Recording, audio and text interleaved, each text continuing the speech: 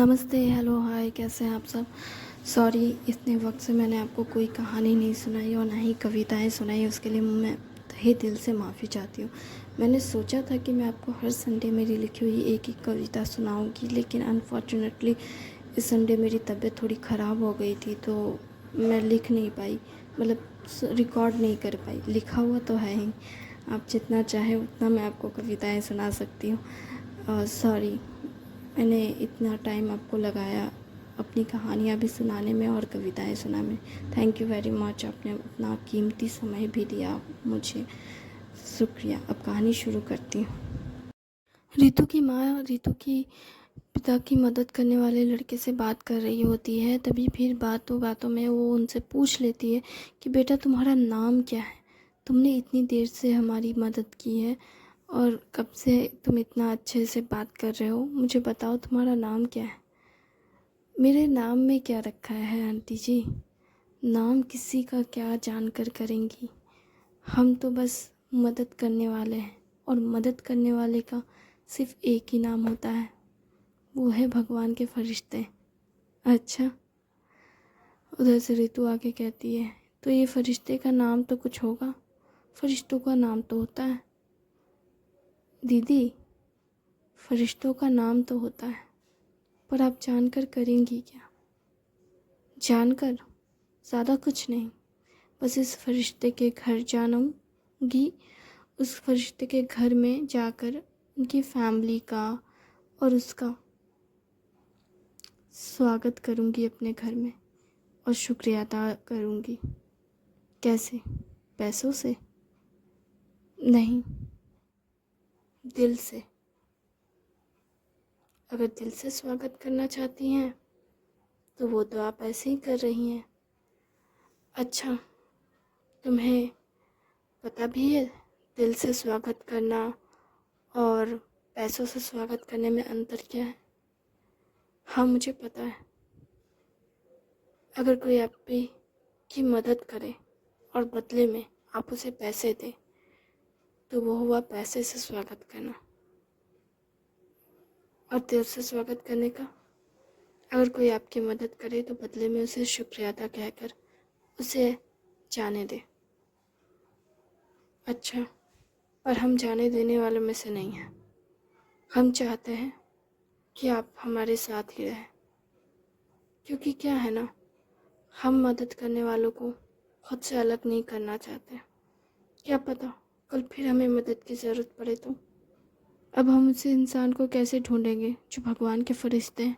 हर वक्त फरिश्ते थोड़ी ना आते हैं। हम चाहते हैं हमारे घर में फरिश्ते हमेशा के लिए रहे। तो अगर हम ऐसा चाहते हैं तो क्या गलत चाहते हैं? नहीं। उसके पास कहने के लिए ज़्यादा कुछ था नहीं, उसका मुंह तो जैसे बन जाता है। तभी उसी वक्त उसके चारों दोस्त आते हैं और कहते हैं, यार खाना लेकर आए हैं। फिर वो कहता है, आंटी आप खाना खा लीजिए, आप भी खाना खा लीजिए, रितु को कहता है। फिर रितु कहती है, बातें मत घुमाइए, अपना नाम बताइए। अब मेरा नाम वहाँ एक पोस्टर रहता है, पोस्टर पे लिखा होता है, नील चक्रवर्ती, बेस्ट सर्जन इन हार्ट। तब उसी पोस्टर को देख वो कहते हैं, मेरा नाम नील उपाध्याय है। फिर रितु उसके नज़रों को देख समझ जाती है कि वो कुछ और देख रहा है। फिर वो उस तरफ मुड़ने वाली होती है, फिर उसके तरफ चला जाता है और कहते हैं, क्या? मैंने कहा ना मेरा नाम नील उपाध्याय है। हाँ, सुन लिया मैंने। तो आप क्या देख रही हैं? वो क्या है ना, मुझे लोगों की आंखें पढ़नी बहुत पसंद है। उनकी ज़ुबान से ज़्यादा आंखें बहुत कुछ कह देती है। इसलिए सोचा कि किसी की आंखें कुछ और कह रही हो तो ज़रा देख लूँ क्या कह रही है। ज़रा हटोगे सामने से? मैं तो साइड में ही हूँ, और कहाँ हटूँ। वो एकदम पीछे घसकते घसकते पोस्टर के पास पहुँच जाता है और रितु कहती है, हटो हटो। मैंने कहा ना, मैं तो साइड ही हूँ। तुम कब से पीछे घसकते घसकते एकदम पोस्टर पे जाके चिपक गए हो। कृपया कर हटोगे वहाँ से। तुम्हें बात करनी नहीं आती? इस तरह कोई किसी की मदद करता है तो उसे आप देकर बात करते हैं, हमारी संस्कृति है ये। अच्छा, अच्छी बात है, आपने हमें संस्कृति का जो ज्ञान दिया उसके लिए। ठीक है, हमने जो है ऐसे बात की, माफ़ कर दीजिए। आपने हमारी मदद की है तो मदद की है और साथ में खाना भी लेकर आए हैं, तो हम आपकी शुक्रिया अदा करते हैं आपको। आप करना क्या चाहती हैं? ऐसे कोई किसी के साथ करता है क्या? क्या किया मैंने, बताइए ज़रा। मैंने ऐसा क्या कर दिया आपके साथ जो बहुत बुरा है, बताइए। मैंने तो बस आपसे ये कहा कि आप अपना नाम बताएं, लेकिन आप तो नाम बताना नहीं चाहते। ऐसा क्या है आपके नाम में? कोहिनूर का खजाना जड़ा है क्या, जो मुझे पता चल जाएगा तो मैं खजाना चुरा लूँगी? ऐसा कुछ नहीं है। तो फिर क्या है? क्या है ऐसा जो आप मुझे अपना नाम नहीं बता रहे हैं? वैसे आप चारों भी तो साथ में ही थे ना, बताइए आप चारों का नाम क्या है? मेरा नाम? सबको नाम बताने में ऐसे क्यों लग रहा है जैसे किसी की ज़ुबान ही कट गई हो नाम बताने में? एक बात बताइए, आप नाम क्यों जानना चाहती हैं? आप हम पे केस करना चाहती हैं क्या? नाम जानकर क्या करेंगे? आपको शक है कि आपके बारे में कुछ बता दिया ना जाए? आप कहीं खुद को बहुत बड़ा तीसमार खा तो नहीं समझती है ना? अच्छा, मतलब ये सुन रितु के पास भी कुछ कहने को रहता नहीं है। वो भी एकदम से उसकी बात सुन निशब्द हो जाती है। तब वो कहते हैं, मतलब मैं सही सोच रहा हूँ? मतलब आप सोचती हैं कि आप बहुत बड़ी तीसमार खान हैं और आप जो भी कहेंगी या आपके लाइफ के बारे में जो भी न्यूज़ वगैरह में कुछ आ गया गलती से, अगर मैंने या हमारे दोस्तों ने कहीं कुछ कह दिया तो शायद आपकी बेइज्जती होगी। ऐसा कुछ है क्या? इसलिए कहीं आप मेरा नाम एड्रेस तो नहीं जानना चाहती ना? तब रितु कहती है, हाँ सही कहा, मैं जानना चाहती हूँ, क्योंकि मुझे पता है सोशल मीडिया कितनी बुरी चीज़ है। आपको सोशल मीडिया से चिढ़ क्यों है? मुझे चिढ़ नहीं है, बस मैं जानती हूँ कि लोग इसका कैसे गलत इस्तेमाल करते हैं सिर्फ अपने फ़ायदे के लिए। मैं कुछ इस्तेमाल नहीं करूँगा। और तुम्हें कहाँ से दिख रहा है कि मेरे पास कोई फ़ोन है? मुझे क्या पता फ़ोन है या कोई डिवाइस है या कोई कैमरा है, मुझे कैसे पता? हो सकता है तुम हॉस्पिटल के सीसीटीवी फुटेज से कुछ निकाल लो। ओह, तुम्हें लगता है हॉस्पिटल वाले मेरे चाचा मामा ताई ताऊ लगते हैं ना का, जो मुझे अपना सीसीटीवी फुटेज दे देंगे और मैं उस फुटेज का ये दिखाऊंगा पूरी दुनिया को, देखो देखो देखो, ये हॉस्पिटल का एक फुटेज है जिसमें ये दिख रहा है कि मिस, क्या नाम है आपका? तुम्हें मेरा नाम नहीं पता? नहीं, वही तो बात है ना, मुझे आपका नाम नहीं पता, लेकिन फिर भी आपको लगता है कि आप बहुत बड़ी कोई सेलिब्रिटी है और मुझे इस बात से फ़र्क पड़ने वाला है। सुनिए मैडम, मुझे इस बात से घंटा फ़र्क नहीं पड़ता आप कौन है, क्या है, कहाँ से आई हैं। आपकी मदद चाहिए थी, मैंने मदद की, और फिर भी आप मुझे अजीब तरीके से, क्या बोलते हैं उसको, ट्रोल कर रही हैं। Social media language. मैं आपको ट्रोल नहीं कर रही हूँ, मैं बस जानना चाहती हूँ कि आपका नाम क्या है। आप अपना नाम बता देंगे तो कौन सी बड़ी मुसीबत आ जाएगी। ऐसा लगता है जैसे आपका नाम नहीं कोहिनूर का खजाना हो। आप बता सकते हैं अपना नाम। उधर से रितु के अंकल आते हैं और कहते हैं तुम्हारे पापा को होश आ गया। सच में रितु की माँ और रितु दोनों भागते हुए जाते हैं और जैसे ही वो आईसीयू में पहुंचते हैं वो देखते हैं कि रितु के पापा थोड़ी थोड़ी आंखें खोल रहे होते हैं और वो पहले अपनी बेटी का नाम लेते हैं, रितु। रितु तुरंत अपने पापा के पास भाग कर जाती है और कहती है पापा आपको ये सब कैसे हो गया। आप ऐसा क्या सोच रहे थे, ऐसा क्या सोच रहे थे जो आप इतने परेशान हो गए कि आपको हार्ट अटैक आ गया। क्या ये सब मेरी वजह से है, बोलिए ना। तो रितु के पापा कहते हैं ऑक्सीजन मास्क हटाकर, नहीं ये तुम्हारी वजह से नहीं है। मैं तो बस कुछ दिनों से अपने काम से परेशान था और काफ़ी दिनों से मेरा दिल थोड़ा बीमार था। तुम्हारी माँ तो जानती है इस सब के बारे में। उसने मुझे कहा भी था कि मैं चेकअप कराने चला जाऊँ, लेकिन मैंने कहा कि बाद में करवा लूँगा। मुझे पता नहीं था कि इतनी तबीयत ख़राब हो जाएगी मेरी। आप इतने लापरवाह कैसे हो सकते हैं। आप तो हमेशा कहते थे कि अपने दिल का अच्छे से ख्याल रखो।